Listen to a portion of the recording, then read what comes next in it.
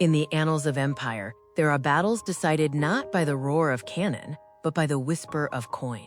Not by the courage of men, but by the cold calculations of treachery. This is the story of a single morning, a few hours of rain and gunpowder, which did not merely decide a battle, but sealed the fate of a subcontinent for 200 years. Close your eyes. Hear the drumming silence that fell over the mango groves of Plassey on June 23, 1757. Two armies stood poised on the banks of the Bhagirathi River. On one side, Nawab Sirajuddaula's magnificent Bengal army, 50,000 strong, a kaleidoscope of colors and gleaming steel, the last independent breath of a once mighty dominion. On the other, the tattered, outnumbered ranks of the British East India Company, 3,000 men led by a ruthless, audacious young colonel, Robert Clive. The disparity in numbers was absurd. The outcome, by any military logic, should have been certain, but the logic of Plassey was written in a secret ledger, signed in blood, and secured by the promise of a crown. Today, history would prove that 50,000 loyal soldiers are meaningless when the commander of your entire army has already sold your kingdom for 30 pieces of silver. Siraj-ud-Dawla was 23 years old, a youth of fiery temper and fragile authority. When he ascended the throne of the Suba of Bengal in 1756, he inherited the wealthiest province in the Mughal Empire, a jewel coveted by emperors and merchants alike. Yet, his reign began shrouded in hostility. His own family, his relatives, and even his chief financiers, the Jagat Seths, viewed him with suspicion and contempt. He was surrounded by vipers, each one plotting to dethrone the young sovereign whose ambition outpaced his wisdom. Siraj, a true sovereign, sought to reassert his authority against the encroaching European powers, chief among them the British East India Company. The company, initially a humble trading corporation, had grown arrogant, abusing the dastaks, trade permits, granted by the Mughal emperor, refusing to pay customs duties, and illegally fortifying their principal settlement, Fort William in Calcutta.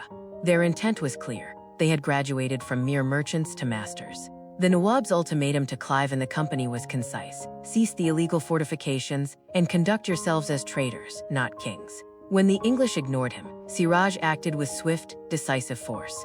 In June 1756, he marched on Calcutta, overwhelming the paltry British defense. Fort William fell, and the British survivors fled in panic down the Hooghly River. Following the capture of the fort, an incident occurred that would be eternally branded into the British memory and serve as the perfect catalyst for war: the Black Hole of Calcutta.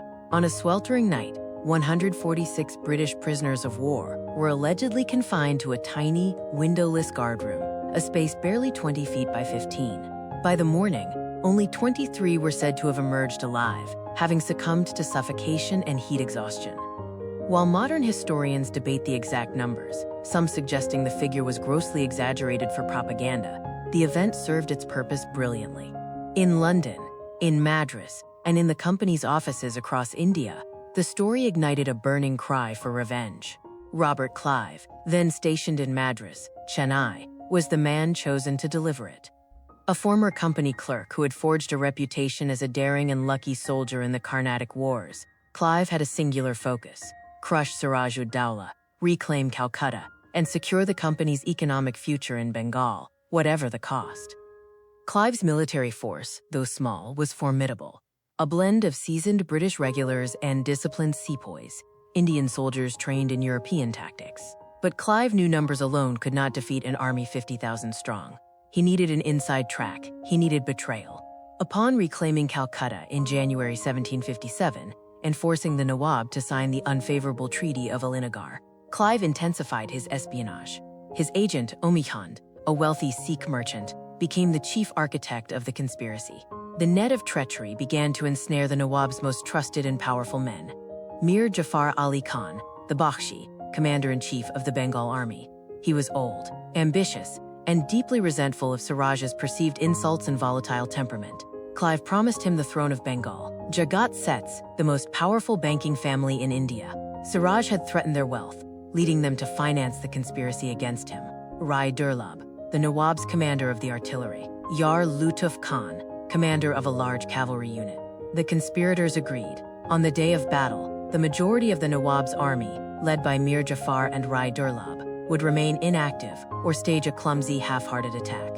The Nawab would be isolated, forced to flee, and Mir Jafor would be installed as the new puppet ruler. The conspiracy was nearly derailed by Kund, the intermediary, who, sensing his power, demanded a staggering sum of £300,000 for his services, threatening to expose the entire plot to the Nawab. Clive, however, was not one to be blackmailed. He ordered the creation of 2 treaties: the White Treaty, the genuine document, which did not include the huge sum demanded by Kund; the Red Treaty, a counterfeit document, which did include Kund's terms, forged to satisfy him and keep him silent until the plot was executed. Clive's ruthlessness was absolute. He had deliberately lied and cheated to secure the greatest prize in Asia. With the conspiracy watertight and the promise of a crown hanging over Mir Jafor, the stage was set. The British advanced from Calcutta, traversing the unforgiving Bengal landscape during the monsoon season. On June 22nd, Clive's army, exhausted and soaked, reached the small village of Plassey. The air in the company camp at Plassey was thick with humidity and fear. Clive's officers were apprehensive. They knew the risks. They were deeply outnumbered, and if the conspiracy failed, they faced annihilation. Clive himself, usually decisive, wavered. He called a council of war, a rare instance of uncertainty. He put the question to his officers: should they attack immediately or wait for the arrival of promised Maratha reinforcements? 12 officers voted to wait. 7, including Clive himself, voted to attack. Clive, despite the majority vote, spent an hour alone, pacing in the dark. He emerged, the hesitation gone, and issued the order: attack at dawn. The time for diplomacy was over. Only the field of battle could now validate his web of lies. Across the Bhagirathi River, the Nawab's massive camp was a cacophony of preparation. Elephants bellowed, cannons were maneuvered, and the 50,000 men, a proud and ancient army, prepared to face the foreign intruders. Sirajuddaula, despite his youth, understood the gravity of the moment. He had trusted his commanders, including Mir Jafor, and had extracted an oath of loyalty from them on the Holy Quran. Blindly, he believed their oath was enough. The dawn of June 23rd was cloudy. The 2 armies faced each other across a wide stretch of flat land, dotted by the famous mango grove which gave Plassey its name. Clive's force, small and compact, positioned itself skillfully within the cover of the mango grove. The Nawab's vast army was spread out, a terrifying sight of cavalry, infantry, and 53 heavy cannons. At 8 a.m., the first volley was fired. The Nawab's heavy artillery, managed by French mercenaries led by Monsieur Saint-Frey, opened fire with devastating effect. The shots tore through the English lines, demonstrating the genuine military strength still possessed by the Bengal forces. For Clive's men, pinned down in the grove, it was a terrifying demonstration of their peril. Yet, Clive's artillery returned fire with greater precision and better aim. The English guns were lighter and easier to maneuver. A barrage from the company cannons struck the Nawab's artillery position, killing the commander of the guns and briefly silencing the French batteries. The battle now centered on the character and loyalty of the Nawab's commanders. 2 loyal generals, Mir Khan and Mohan Lal, commanded the only units fighting with true conviction. They drove their men forward, launching a fierce, committed assault against the flanks of Clive's army. Their bravery was extraordinary. They were on the verge of turning the tide. They knew the weakness of the British position and sought to break the line before the rest of the Nawab's army, commanded by the silent conspirators, could move. But as Mir led a final, desperate cavalry charge, he was struck by a cannonball and fell dead from his horse. The news of Mir death, the Nawab's most loyal commander, crushed Siraj-ud-Dowla's spirit. The loss was not just military, it was psychological. He desperately sought counsel from the one man he should have feared the most, Mir Jafor. "Madan is slain," Siraj cried, his young voice ringing with panic. "The English are upon us. What counsel do you give, father?" Mir Jafor, the traitor, simply offered the final, poisonous advice. "My lord, the men are exhausted. It is raining. Order a retreat to the camp for now. We shall renew the battle tomorrow, with greater strength and spirit. Leave the field to us." In that single fatal moment, the Nawab believed the man who had sworn an oath of loyalty. He sent the order to Mohan Lal to cease the attack and withdraw the troops. Mohan Lal protested fiercely, begging the Nawab to fight on, but the order was confirmed. The loyal troops, who were winning, began their bewildered retreat. This was the opportunity Clive had been waiting for. The withdrawal of Nawab Sirajuddaula's loyal troops, Mir Madan's and Mohan Lal's contingents, was the moment Robert Clive had staked his entire campaign on. As the loyalists sullenly retreated, pulling their heavy cannons back into the camp, the vast central body of the army, commanded by the conspirators, remained stagnant, a silent, menacing wall of non-action. Around noon, the weather that had briefly paused for the battle made its presence felt. A heavy, sudden monsoon shower swept across the field of Plassey. The downpour was torrential. This rain proved to be one of the most critical factors in the battle, exploiting a fundamental technological difference between the two armies. The European armies, including Clive's forces, protected their gunpowder carefully in cartridges and used oiled tarpaulins to cover their muskets and cannons. When the rain stopped, their weapons were relatively dry and immediately ready for action. In contrast, the Bengal army relied heavily on traditional, exposed loose gunpowder, and their heavy cannons and matchlocks were far less protected. The heavy downpour rendered much of the Nawab's ammunition wet and useless. The French gunners, upon inspecting their cannon charges, found the powder damp and unfit to fire effectively. Mir Jafor, in a final act of strategic malice, sent word to the Nawab advising him that, since the rain had effectively halted the engagement and dampened the weapons, the forces should retire fully into the entrenchments of the camp. Sirajuddaula, utterly dependent on his treacherous general, agreed. Clive, observing the massive but passive enemy forces withdrawing into their lines, saw his chance. He consulted with Major Kilpatrick, and upon confirming that the rain had stopped and their weapons were fully functional, he gave the order to advance. This was the pivotal gambit. While the Nawab's army believed the battle was paused, Clive launched his attack. The small British force marched out of the mango grove and moved swiftly to capture a strategically vital mound that had been an artillery position. They pressed forward, towards the Nawab's deserted entrenchments. At this crucial moment, Mir Jafor and his massive contingent executed their part of the contract perfectly. As Clive's small army began to push the disorganized Nawab's forces, Mir Jafor did not attack the British. Instead, his columns began to move, seemingly positioning themselves to confront Clive. But in reality, they were merely isolating the few units still fighting for the Nawab. The British advance was met only by the small, gallant force led by Mohan Lal, who was attempting to hold the line despite the withdrawal order and the mounting chaos. Mohan Lal's troops fought bravely against the combined pressure of the British and the psychological effect of Mir Jafar's betrayal, but they were ultimately overwhelmed and routed. Seeing the bulk of his army under Mir Jafor remaining inactive or moving away, and the French contingent now isolated and fighting a hopeless rearguard action, Siraj-ud-Dawla knew he was lost. The conspiracy was fully revealed on the battlefield. Around 5 p.m., the battle effectively ended. The Nawab's camp dissolved into panic and flight. Siraj-ud-Dawla, utterly broken by the sight of his kingdom disintegrating through treason, mounted his favorite elephant and fled the battlefield, accompanied by a small retinue. He initially sought refuge at his capital, Murshidabad, hoping to rally the remaining forces and perhaps seek foreign aid. He arrived at Murshidabad, but the conspiracy had spread faster than he could flee. The city was already under the influence of the Jagat Seths and other powerful conspirators. Realizing that the capital itself was unsafe, Siraj decided on a desperate flight upriver towards Patna, hoping to eventually reach the protection of the Mughal emperor, or perhaps the French at Chinsura. His escape was short-lived. He was betrayed once more, reportedly by a man whose brother had been punished by the Nawab. He was captured near Rajmahal on July 2, 1757, and dragged back to Murshidabad in chains. On June 29, 1757, Robert Clive rode into Murshidabad, accompanied by Mir Jafor. With the city's treasury, bankers, and remaining military forces cowed into submission, Clive formally installed Mir Jafar Ali Khan as the new Nawab of Bengal, Bihar, and Orissa. The coronation was a cynical farce. Mir Jafar, visibly nervous and ashamed, sat on the throne, taking the crown that Clive had bought with treachery and lies. He was now the ruler of the wealthiest province in India, but he was nothing more than a vassal, a puppet whose strings were held tightly in the hands of the East India Company.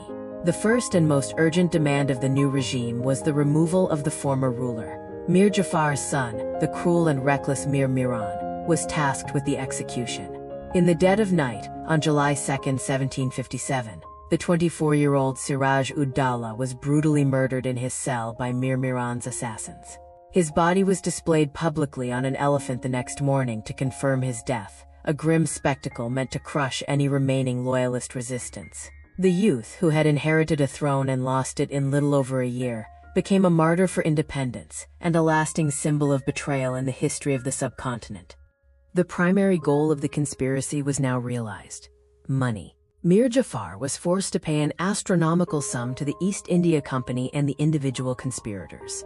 The terms of the treaty included compensation for losses, a huge indemnity of £1 million for the company, gifts to individuals. Clive personally received £250,000, an unimaginable fortune at the time. The other company officials and conspirators received similarly vast sums. Exclusive trade rights. The company was granted free and exclusive trade throughout Bengal, Bihar, and Orissa, a license to bleed the province dry without taxation. The Bengal treasury was emptied. The wealth accumulated over centuries of trade and agriculture began its inexorable journey into the coffers of the East India Company and subsequently to Britain. The Battle of Plassey was militarily minor. It was a skirmish, not a grand battle, but its geopolitical consequences were catastrophic and monumental.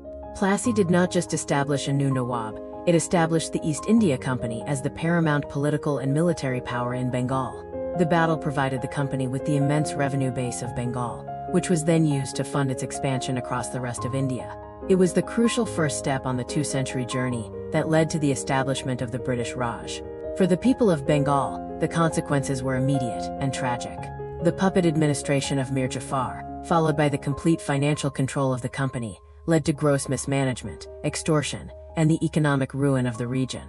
The eventual climax of this exploitation was the devastating Great Bengal Famine of 1770, known in Bengali as the Kiatora Manantor. Millions perished as the company prioritized revenue collection over the welfare of the people, a direct and horrific consequence of the shift in power that occurred at Plassey. Plassey remains a powerful and poignant historical lesson. It stands as a testament to how easily a nation can be undone, not by external strength, but by internal division, ambition, and greed. It was a victory of commerce and conspiracy over sovereign power. Robert Clive himself later admitted in Parliament that he was astonished by the power that suddenly lay within his grasp. The sun that set over the mango groves of Plassey on June 23, 1757, was not just the end of a day. It was the end of an era, and the dark, fateful dawn of colonialism that changed the map of the world forever. The betrayal at Plassey, the original sin of the British Empire in India. The victory at Plassey transformed Robert Clive from an ambitious company officer into the most powerful man in India. For a man born to a modest background, the sudden influx of wealth and power was intoxicating and ultimately corrupting. Clive's personal fortune, secured primarily through the gifts from Mir Jafor, was immense. The £250,000 he received, coupled with additional revenues and profits from his unique position, made him one of the wealthiest men in the world at the time. This staggering acquisition of wealth by an individual through political manipulation became the blueprint for the systemic corruption that soon plagued the East India Company's administration in Bengal. The term nabob, an anglicized version of nawab, entered the English lexicon, referring to company servants who returned to Britain with vast fortunes acquired through dubious means in India, often spending lavishly to buy estates and influence in Parliament. Clive was the preeminent nabob. While he successfully placed Mir Jafor on the throne, the new Nawab was incapable of managing the province effectively, especially after the treasury had been gutted. The company's insatiable demands for revenue led to an oppressive tax regime. Every company official, witnessing Clive's immense gain, felt entitled to their own cut. The administration became a chaotic system of private trade, bribery, and exploitation.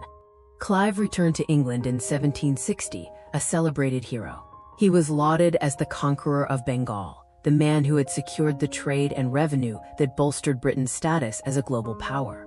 He was elevated to the Irish peerage, becoming Baron Clive of Plassey, a title that indelibly linked his name to the site of his most cynical triumph. He used his fortune to buy up political influence, acquiring several seats in the House of Commons for himself and his allies. However, the chaos and corruption he had unleashed in Bengal continued to escalate. Mir Jafor was unable to meet the company's financial demands and was eventually deposed in 1760 in favor of his son-in-law, Mir Qasim, who ironically proved to be far more independently minded. Mir Qasim's attempts to assert his authority against the company led to a new series of conflicts, culminating in the Battle of Buxar in 1764. a battle that was militarily far more significant than Plassey, and which definitively crushed the last vestiges of Indian resistance in the region. The escalating crisis forced the company to send Clive back to India as governor of Bengal in 1765, with the explicit instruction to clean up the mess and establish stable governance. Clive's second term was arguably more consequential than his first. Following the victory at Buxar, Clive negotiated the Treaty of Allahabad with the defeated Mughal emperor, Shah Alam II. In this treaty, the emperor granted the East India Company, the Diwani, the right to collect and administer the land revenue of Bengal, Bihar, and Orissa. This was the final, devastating legal blow to Indian sovereignty.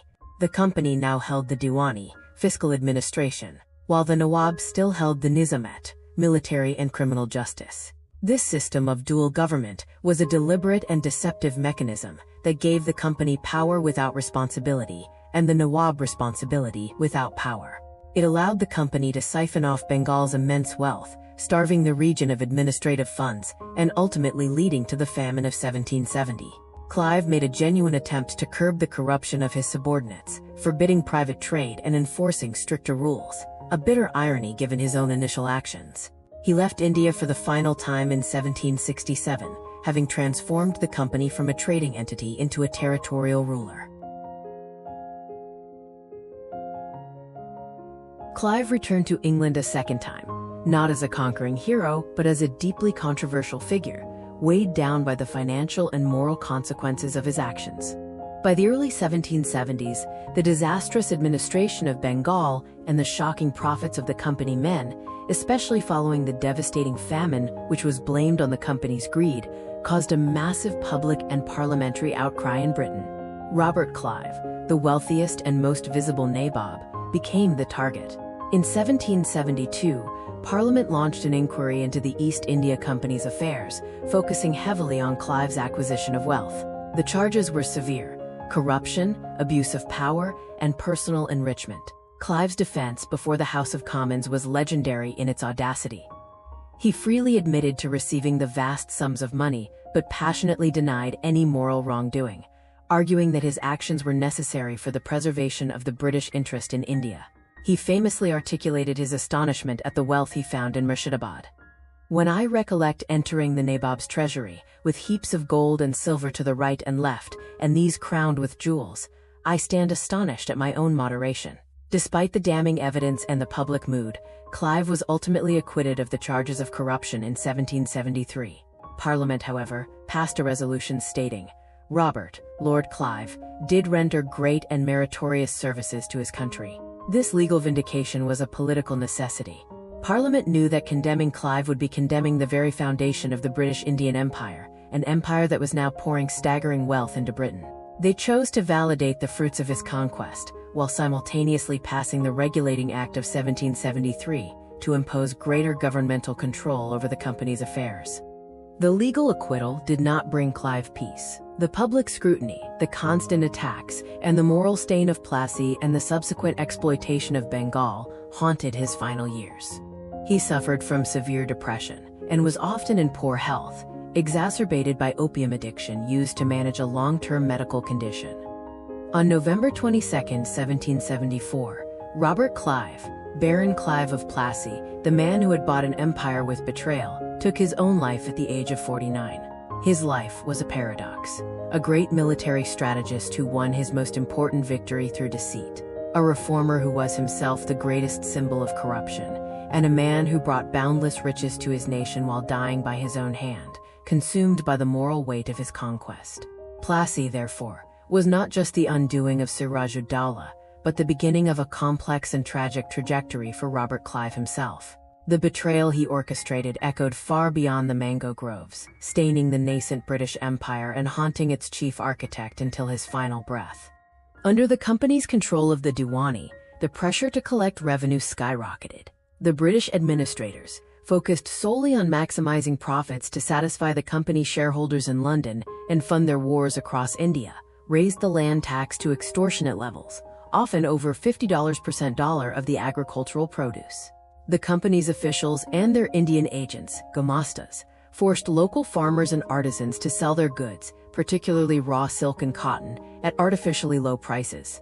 company officials' private trade was exempted from internal duties, effectively destroying the businesses of local Bengali merchants who had to pay taxes. Salt, a vital commodity, became a lucrative monopoly for company officials, driving its price beyond the reach of the common farmer. This excessive financial pressure drained the rural economy, leaving the farmers with no savings or reserves to fall back upon. The crisis arrived with the failure of the monsoon rains in 1769. The rice harvest was abysmal, and the prospect of famine loomed large. In any previous era, the traditional Indian rulers and local authorities would have implemented relief measures, lowering taxes, distributing stored grain from state granaries, and preventing hoarding. But under the company's dual government, the mechanisms for relief were absent or deliberately ignored. Despite the clear signs of drought, the company officials not only refused to lower the crippling tax rates, but, in some areas, increased them, believing the shortage was an artificial scarcity created by cunning local landholders. Company agents and their collaborators actively hoarded available rice stocks, driving the prices to astronomical heights and selling them at immense profit. The roads that should have been used for relief were instead used to transport grain to the markets for maximum profit. The Nawab's administration, which still held the Nizamat responsibilities, was starved of funds and powerless to intervene against the economic might of the company. The result was the Great Bengal Famine of 1770. The famine was one of the most severe in Indian history, devastating the core provinces of the Bengal Suba. It is estimated that 1/3 of the population of Bengal, upwards of 10 million people, perished from starvation and disease. Entire districts were depopulated. Cultivation ceased on vast tracts of land. The thriving textile industry of Bengal collapsed as the artisan population starved or migrated. The most shocking aspect was the company's response.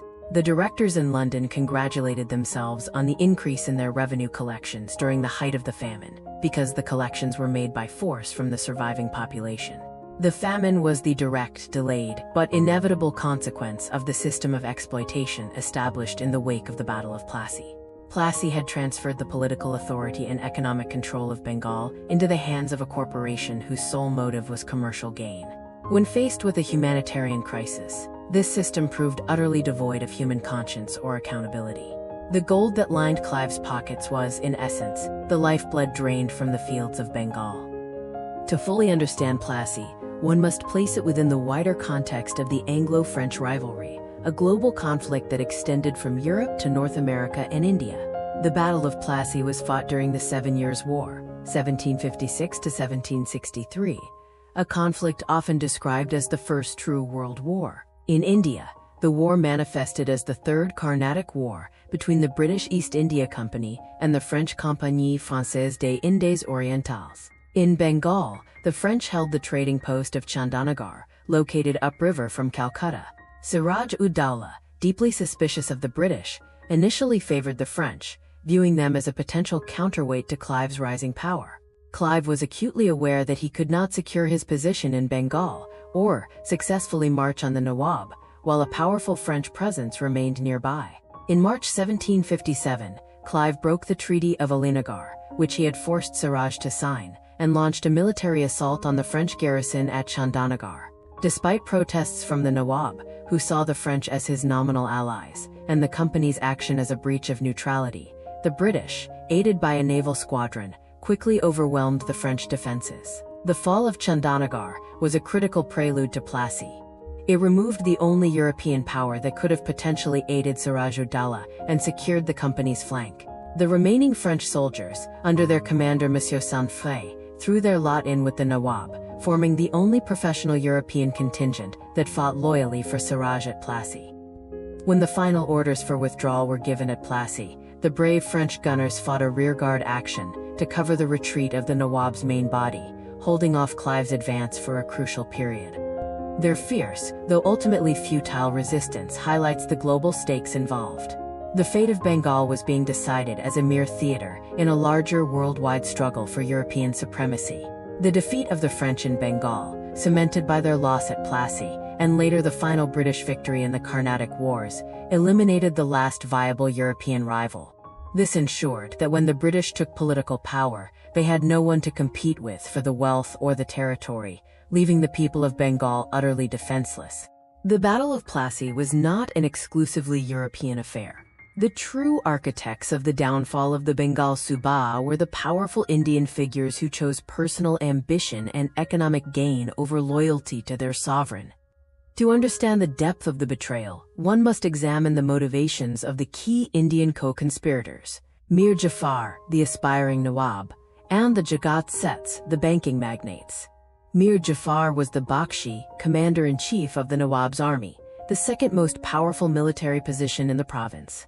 His relationship with Sirajuddaula was fraught with suspicion and rivalry. Mir Jafor was an old, experienced general who had served under Siraj's grandfather, Alivardi Khan. He viewed the young, impulsive Siraj as an unfit ruler. He deeply resented the Nawab's volatile temper and the perceived slights and humiliations he had endured. The promise of the throne, dangled by Robert Clive, was an irresistible temptation. His participation was the central pillar of Clive's strategy. At Plassey, Mir Jafor commanded the largest single division of the Bengal army, numbering nearly 35,000 men. His decision to keep these forces inactive was not merely a passive act, it was a devastating strategic blow. It neutralized the overwhelming numerical advantage of the Bengal forces and demoralized the loyal troops who saw their commander standing aloof while they fought. Mir Jafor received the title, but his reign was ignominious and short. He was immediately indebted to the company for colossal sums, £1,750,000 to the company and its officials. He was a puppet who ruled at the pleasure of the British, constantly pressured for more money and forced to witness the gradual erosion of his authority. He was eventually deposed in 1760 and briefly restored in 1763, dying in 1765 as a tragic figure, remembered by history only as Gadar, the traitor. Perhaps even more critical to the conspiracy than Mir Jafor was the participation of the Jagat Seths. They were the wealthiest and most influential banking family in the entire subcontinent. Based in Murshidabad, the Jagat Seths effectively acted as the central bankers of Bengal, handling the currency exchange, lending massive sums to the Nawabs, and controlling the transfer of revenue to the Mughal emperor in Delhi. Their economic power was so immense that their refusal to back the Nawab was a crippling blow to the state's finances and morale. Sirajuddaula, desperate for money and suspicious of their immense influence, had once reportedly threatened to circumcise the Seths and demanded enormous sums of money from them. This perceived insult and threat to their security drove the Seths directly into Clive's camp. They had the means to finance the conspiracy and the network to influence other powerful individuals, ensuring the financial and political collapse of the Nawab's regime. They financed the conspiracy and played a vital role in negotiating the complex terms of the betrayal. However, their ultimate fate was also tragic. When Mir Qasim, Mir Jafar's successor, attempted to regain independence from the company in the early 1760s, he viewed the Jagat Seths as collaborators and traitors. The family was arrested and executed by Mir Qasim in 1763. In their desire to remove one Nawab, they ultimately lost their immense power, their fortunes, and their lives under the subsequent rulers. Rai Durlab, the Nawab's commander of artillery, Rai Durlab, also promised to keep his troops inactive at Plassey. His involvement further fractured the Bengal army's fighting capacity. Omi Chand, Amir Chand, the wealthy Sikh merchant who acted as the key intermediary and financier for Clive. His attempt to blackmail Clive for £300,000 led to the famous forged treaty, the Red Treaty, a classic example of Clive's calculating ruthlessness. Omi Chand was ultimately betrayed by Clive and received nothing, going mad shortly thereafter. While the Battle of Plassey was ultimately decided by betrayal and conspiracy, the small military engagement that did occur highlights the strategic miscalculations and tactical errors made by Nawab Sirajuddaula and his loyal commanders. A detailed look at the troop deployment reveals why an army of 50,000 was routed by a force less than 1/10 its size. The army was a vast, diverse collection of cavalry, matchlock-armed infantry, and heavy artillery. The size was intimidating, but the troops lacked unified training and modern discipline. The sheer number of troops led to a scattered and elongated deployment, making central command and swift maneuvers impossible. The fatal flaw was the concentration of the army's control in the hands of the conspirators, center and right flank, commanded by Mir Jafor and Rai Durlab. These forces remained inert, creating a massive, useless gap in the battle. Loyal vanguard, commanded by Mir Madan and Mohan Lal, supported by the French.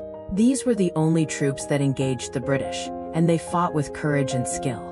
The British force consisted of around $950 British infantry and $2,100 well-drilled sepoys. They were highly trained in the use of the flintlock musket and bayonet. Clive positioned his men strategically within the mango grove, using the trees as cover against the Nawab's initial artillery bombardment.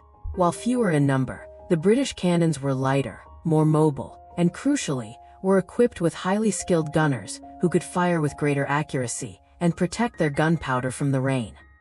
Sirajuddaula, relying on the advice of his treacherous generals, made 4 critical blunders that sealed his fate. The most fundamental error was trusting Mir Jafor, despite strong intelligence suggesting his disloyalty. By retaining him as the commander-in-chief and allowing him to command the bulk of the army, Siraj gave the conspirators the perfect instrument to execute their plan.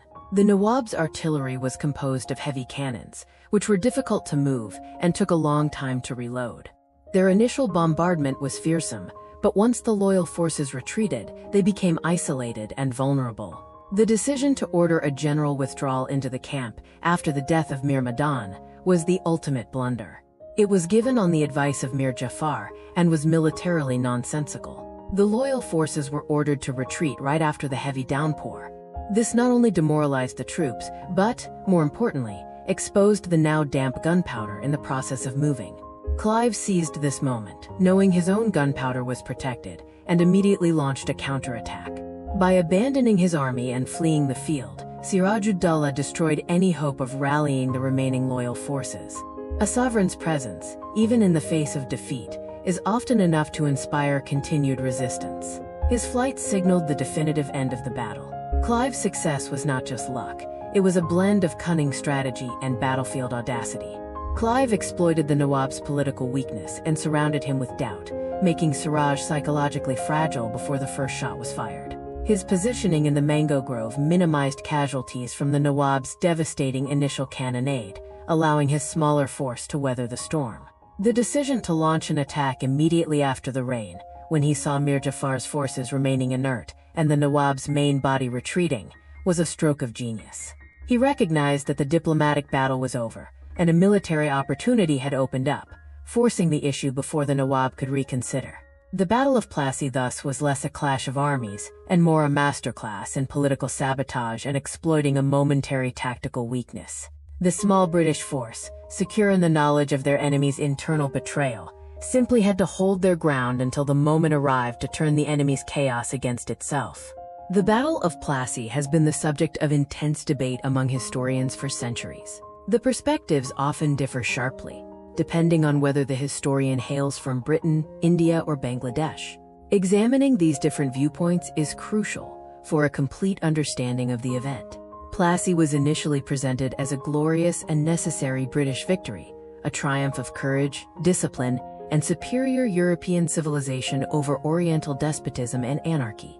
Robert Clive was lionized as a national hero, a self-made military genius who saved the British Empire in India from the hostile French and a tyrannical Nawab.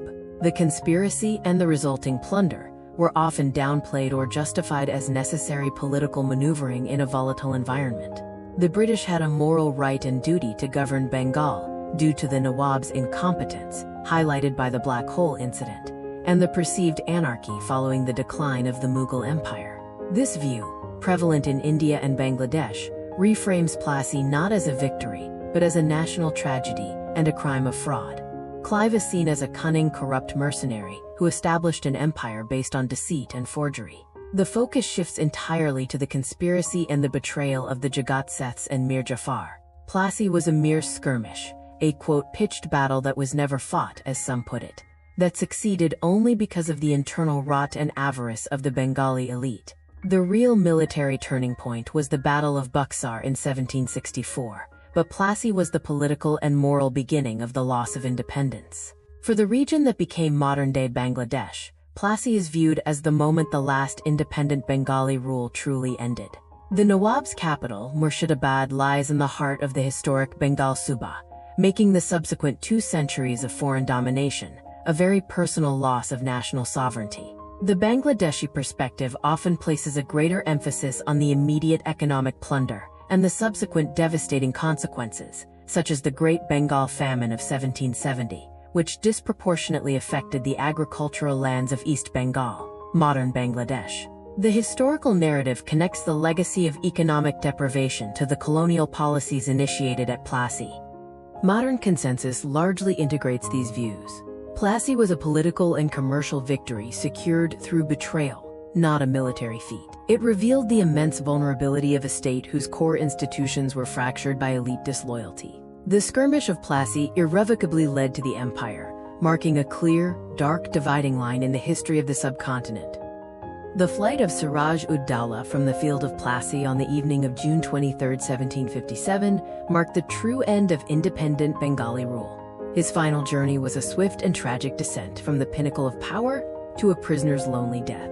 Accompanied by a few loyal attendants, including his beloved wife Lutfunisa Begum, and carrying some personal valuables, Siraj rode his elephant back toward Murshidabad, his opulent capital. The journey was filled with desperation, the young Nawab consumed by shock and rage at the betrayal.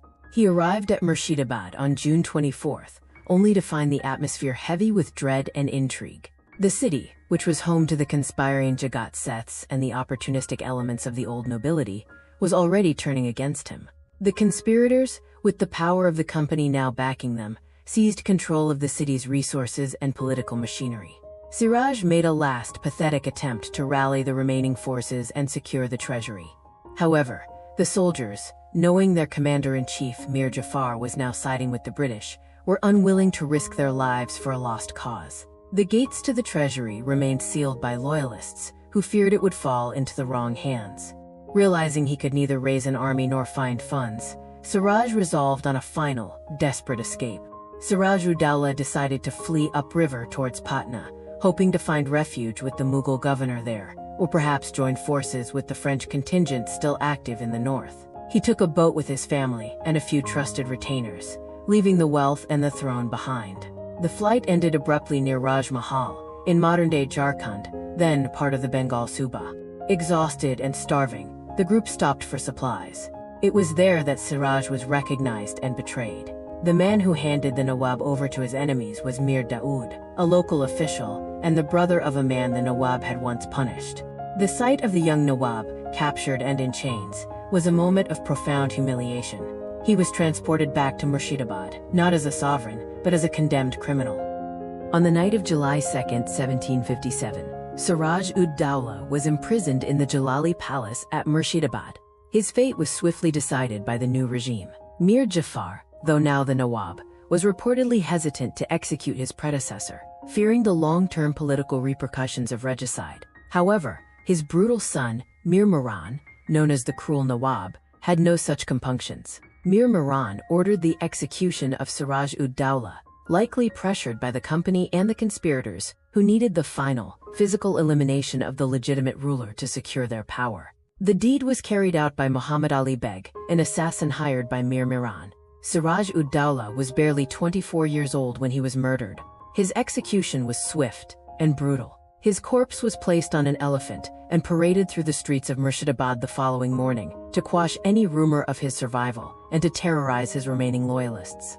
The parade of the young sovereign's body served as the final, chilling public confirmation that the rule of the independent Nawabs was over. The story of the Nawab's wife, Lutfunisa Begum, adds a poignant counterpoint to the widespread betrayal. She remained loyal to Siraj until his death and refused the advances of the new regime. After the execution, she and her young daughter were kept imprisoned by Mir Miran. Her quiet endurance and fidelity became a legendary example of loyalty. Even after her release many years later, she spent the rest of her life tending to Siraj's grave, symbolizing the few remnants of honor and devotion left in the ruins of the Bengal court.